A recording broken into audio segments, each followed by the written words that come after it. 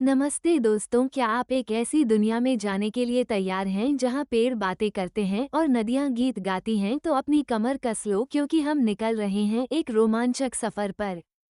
एक समय की बात है, एक हरे भरे गांव में जहां सूरज की किरणें पत्तों से छनकर आती थीं और हवा में मीठी खुशबू घुल जाती थी, वहां एक छोटी सी लड़की रहती थी जिसका नाम था लीना। लीना की उम्र थी 8 साल। वो बहुत बहादुर, जिज्ञासु और दिल की बहुत अच्छी थी। उसकी सबसे अच्छी दोस्त थी उसकी बिल्ली जिसका नाम था म्याऊ। बहुत समझदार थी और हमेशा लीना के साथ रहती थी। वे दोनों अक्सर गांव के पास वाले जादुई जंगल में घूमने जाती थीं। यह कोई साधारण जंगल नहीं था। इस जंगल में पेड़ बातें करते थे, फूल मुस्कुराते थे और नदियां गुनगुनाती थीं। जंगल के बीचों बीच एक बहुत पुराना और विशाल पेड़ था जिसे ज्ञान का पेड़ कहा जाता था। उसकी जड़ें इतनी गहरी थीं कि लगता था जैसे वे धरती के दिल तक पहुंच गई हों। एक दिन लीना और म्याऊ जंगल में घूम रही थीं जब उन्हें एक अजीब सी आवाज सुनाई दी। यह आवाज ऐसी थी जैसे कोई धीरे धीरे रो रहा हो। लीना ने ध्यान से सुना और म्याऊ को इशारा किया। वे दोनों आवाज की दिशा में बढ़ने लगे। कुछ दूर चलने पर उन्होंने देखा कि एक छोटी सी चमकदार तितली एक फूल पर उदास बैठी है। तितली के पंख हल्के नीले रंग के थे और उस पर सुनहरे तारे बने थे। क्या हुआ प्यारी तितली? लीना ने धीरे से पूछा। तितली ने अपना छोटा सा सिर उठाया और बोली, मैं एक तारा तितली हूँ। हमारे पास एक जादुई चमक है जो जंगल को रोशनी देती है, लेकिन मेरा तारा कहीं खो गया है। अगर मुझे वह नहीं मिला तो मैं अपनी चमक खो दूंगी और जंगल के इस हिस्से में अंधेरा हो जाएगा। लीना को तितली पर बहुत दया आई। चिंता मत करो, लीना ने कहा, हम तुम्हारी मदद करेंगे, लेकिन तुम्हारा तारा कैसा दिखता है?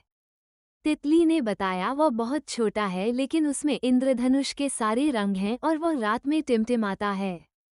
लीना और म्याऊ ने तितली के तारे को ढूंढने का फैसला किया। उन्होंने सबसे पहले पास की बोलती नदी से पूछा। नदी हंसते हुए बोली, मैंने उस तारे को देखा था, वह बहकर मेरे साथ थोड़ी दूर चला गया था, लेकिन फिर एक शरारती गिलहरी उसे उठाकर ले गई। लीना और म्याऊ ने नदी का धन्यवाद किया और गिलहरी की तलाश में चल पड़ी। उन्हें एक पेड़ पर एक नटखट गिलहरी मिली जो अखरोट खा रही थी। क्या तुमने इंद्रधनुषी रंग का एक छोटा सा तारा देखा है? लीना ने पूछा। गिलहरी ने अपने मुंह में भरा अखरोट नीचे गिराया और बोला, हाँ, वह बहुत चमक रहा था तो मैंने उसे अपने बिल में छिपा दिया, लेकिन वह इतना चमक रहा था कि मुझे डर लगा कि कोई उसे चुरा लेगा। मैंने उसे एक उल्लू अंकल को दे दिया। लीना और म्याऊ ने गिलहरी का धन्यवाद किया और उल्लू अंकल की तलाश में निकल पड़ी। जल्द ही उन्हें एक ऊंचे पेड़ पर बैठा एक बुद्धिमान उल्लू मिला। उल्लू अपनी बड़ी बड़ी आंखों से उन्हें देख रहा था। नमस्ते उल्लू अंकल, लीना ने कहा, क्या आपके पास एक इंद्रधनुषी तारा है?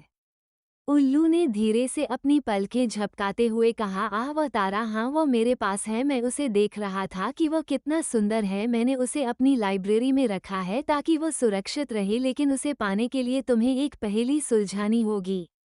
लीना थोड़ी घबरा गई लेकिन उसने हिम्मत नहीं हारी। ठीक है, मैं तैयार हूँ, उसने कहा।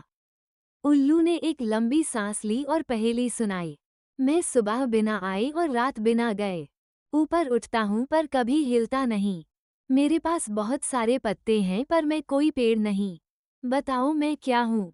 लीना और म्याऊ ने कुछ देर सोचा। म्याऊ ने अपने पंजे से जमीन पर कुछ निशान बनाए। लीना की आंखों में चमक आ गई। मुझे पता है, लीना चिल्लाई, यह एक किताब है। उल्लू ने मुस्कुराते हुए अपना सिर हिलाया। बिल्कुल सही छोटी लड़की।